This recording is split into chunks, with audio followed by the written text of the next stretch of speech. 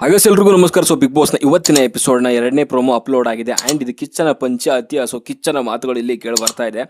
And ಪಂಚಾಯತಿನಲ್ಲಿ again ಅದೇ ನಮ್ಮ Rakshita and ಇಲ್ಲಿ ಅಶ್ವಿನಿ ಗೌಡ ಅವರ ಮಧ್ಯೆ ಏನೇನು ಗಲಾಟೆ ನಡೆದಿದೆ. ಸೊ ಅಶ್ವಿನಿ ಗೌಡ ಅವರು ಏನೇನು ಮಾತುಗಳು ಆಡಿದ್ದಾರೆ, ಸೊ ಅದ್ರ ಬಗ್ಗೆನೇ ನಡೀತಾ ಇರುವಂಥದ್ದು. ಸೊ ಮೇ ಬಿ ಕ್ಲಾಸ್ ಇದೆ ಅಂತ ಅನಿಸುತ್ತೆ, ಬಟ್ ಯಾವ ಮಟ್ಟಕ್ಕಿದೆ ಅಂತ ಹೇಳಲಿಕ್ಕೆ ಸೊ ನನಗೆ ಇವಾಗಲೇ ಡೌಟ್ ಆಗ್ತಾ ಇದೆ. ಬಿಕಾಸ್ ಅಂಥ ಒಂದು ದೊಡ್ಡ ಮಟ್ಟದಲ್ಲಿ ಏನು ಕ್ಲಾಸ್ ಇರಲ್ಲ ಅಂತ ಅನ್ಕೊತೀನಿ. ಬಿಕಾಸ್ ಅಲ್ಲೊಂದು ಮಾತು ಬಳಸ್ತಾರೆ.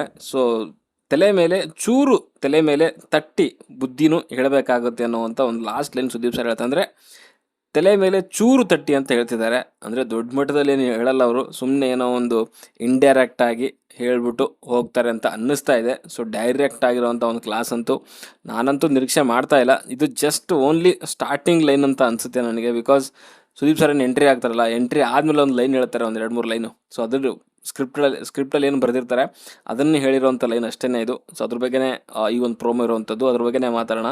ಇದು ನೋಡಿದ್ಮೇಲೆ ಅನಿಸಿರೋವಂಥದ್ದು ಅಂಥ ದೊಡ್ಡ ಕ್ಲಾಸ್ ಏನಿರಲ್ಲ. ಸೊ ಚಿಕ್ಕದಾಗಿ ಏನೋ ಒಂದು ಹೇಳ್ತಾರೆ ಅಂತ ಅನ್ನಿಸ್ತಾ ಇದೆ. ಓಕೆ, ಸೊ ನಾವು ಕೊಟ್ಟಿರೋ ಮಾತನ್ನು ತಪ್ಪಲ್ಲ ಅನ್ನೋ ರೀತಿಯಲ್ಲಿ ಸ್ಟಾರ್ಟಿಂಗಲ್ಲಿನೇ ಒಂದು ಲೈನ್ ಹೇಳ್ತಾರೆ. ಇದು ಏನು ಮಾತು ಅನ್ನುವಂಥದ್ದು ಗೊತ್ತಿಲ್ಲ. ಮೇ ಬಿ ಸುದೀಪ್ ಸರ್ ಕೊಟ್ಟಿರೋವಂಥ ಮಾತಾ ಅಥವಾ ಬಿಗ್ ಬಾಸ್ ಕೊಟ್ಟಿರೋವಂಥ ಮಾತಾ ಅಂತ. ಸುದೀಪ್ ಸರ್ ಕೊಟ್ಟಿರೋವಂಥದ್ದು ಏನು ಅಂತಂದರೆ, ತಪ್ಪಾಗಿರೋದನ್ನು ನಾವು ಎಲ್ಲೂ ಸಹಿಸ್ಕೊಳ್ಳಲ್ಲ ಅನ್ನೋ ರೀತಿಯಲ್ಲಿ ಹೇಳ್ತಿದ್ದಾರೆ. ನಾರ್ಮಲ್ ಎಲ್ಲೂ ಕೂಡ ಸಹಿಸ್ಕೊಳ್ಳಲ್ಲ, ಬಟ್ ಈ ರೇಂಜಿಗೆ ಆಗಿದೆ ಅಂತಂದರೆ ಮುಂಚೆ ಸೀಸನ್ 9ಗಿಂತ ಮುಂಚೆ ಹೆಂಗೆ ತೊಗೊತಿರಲ್ಲ ಕ್ಲಾಸು, ಆ ರೇಂಜಿಗೆ ಹಿಗ್ಗ ಕ್ಲಾಸ್ ತೊಗೊಬೇಕು. ಸೊ ಆ ರೀತಿಯಲ್ಲಿ ತೊಗೊತಾರ, ಜಸ್ಟ್ ಸುಮ್ಮನೆ ಬೆಣ್ಣೆ ಹಚ್ಚೋ ರೀತಿಯಲ್ಲಿ ಹಚ್ಬಿಟ್ಟು ಹೋಗ್ತಾರೆ ಅನ್ನೋದು ನೋಡಬೇಕು. ಓಕೆ, ತಪ್ಪಾಗಿ ಆಡಿರೋ ಮಾತಿಗೆ ಬುದ್ಧಿ ಕಲಿಸದೇ ಬಿಡಲ್ಲ. ಓಹೋ, 2ನೇ ಲೈನ್ ತುಂಬ ಚೆನ್ನಾಗಿದೆ. ಸೊ ನಾವು ಕೊಟ್ಟಿರೋ ಮಾತನ್ನು ತಪ್ಪಲ್ಲ, ಫಸ್ಟ್ ಲೈನು ತಪ್ಪಾಗಿ ಆಡಿರೋ ಮಾತಿಗೆ ಬುದ್ಧಿ ಕಲಿಸದೇ ಬಿಡಲ್ಲ. ಸೊ ಏನು ಬುದ್ಧಿ ಕಲಿಸ್ತಾರೆ ಅನ್ನೋವಂಥದ್ದು ಮುಖ್ಯ.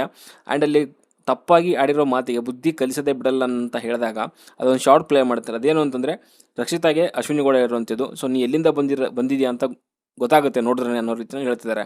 ಸೊ ನಿನ್ನೆ ಒಂದು ಎಪಿಸೋಡಲ್ಲಿ ಆಗಿರೋವಂಥದ್ದು. ಸೊ ಮೇ ಬಿ ಅದ್ರ ಬಗ್ಗೆನೇ ಮಾತಾಡ್ತಾರೆ ಅಂತ ಅನ್ನಿಸ್ತಾ ಇದೆ. ಬಟ್ ಯಾವ ರೇಂಜಿಗೆ ಮಾತಾಡ್ತಾರೆ ಅನ್ನೋದು ನನಗಂತೂ ಡೌಟ್ ಇದೆ. ಓಕೆ, ಸೊ ಇದಾದಮೇಲೆ ಒಳ್ಳೆ ಕೆಲಸ ಮಾಡಿದಾಗ ಸೊ ಬೆನ್ ತಟ್ಟಿ ಚಪ್ಪಾಳೆ ಕೊಡ್ತೀವಿ. ಅದು ಬಿಟ್ಟರೆ ಎಲ್ಲಿದ್ದೀವಿ ಅಂದ್ಕೊಂಡು ಮರೆತು ಸೊ ಬಾಯಿಗೆ ಬಂದಾಗ ಮಾತಾಡಿದ್ರೆ ಚೂರು ತಲೆ ಮೇಲೆ ತಟ್ಟಿ ಬುದ್ಧಿ ಹೇಳಬೇಕಾಗುತ್ತೆ ಅನ್ನೋ ರೀತಿಯಲ್ಲಿ ಕೂಡ ಹೇಳ್ತಿದ್ದಾರೆ. ಸೊ ಅಂದರೆ ಒಳ್ಳೆ ಕೆಲಸ ಮಾಡಿದಾಗ ಸೊ ಬೆನ್ ತಟ್ಟಿ ಚಪ್ಪಾಳೆ ಕೂಡ ತಟ್ತೀವಿ. ಸೊ ಎಲ್ಲಿದ್ದೀವಿ ಅಂತ ಗೊತ್ತಿಲ್ಲದೇ ಸುಮ್ಮನೆ ಬಾಯಿಗೆ ಬಂದಾಗ ಮಾತಾಡಿದ್ರೆ ಒಂದು ಚೂರು ತಲೆ ಮೇಲೆ ತಟ್ಟಿ ಬುದ್ಧಿ ಕೂಡ ಹೇಳಬೇಕಾಗುತ್ತೆ ಅಂತ ಹೇಳ್ತಿದ್ದಾರೆ. ಸೊ ಈ ಲಾಸ್ಟ್ ಲೈನ್ ನನಗೆ ಪ್ರಾಬ್ಲಮ್ ಅಂತ ಅನ್ನಿಸ್ತಾ ಇರೋದು. ಚೂರು ತಲೆ ಮೇಲೆ ತಟ್ಟಿ ಸೊ ಬುದ್ಧಿ ಹೇಳಬೇಕಾಗುತ್ತೆ ಅಂತ ಹೇಳ್ತಿದ್ದಾರೆ.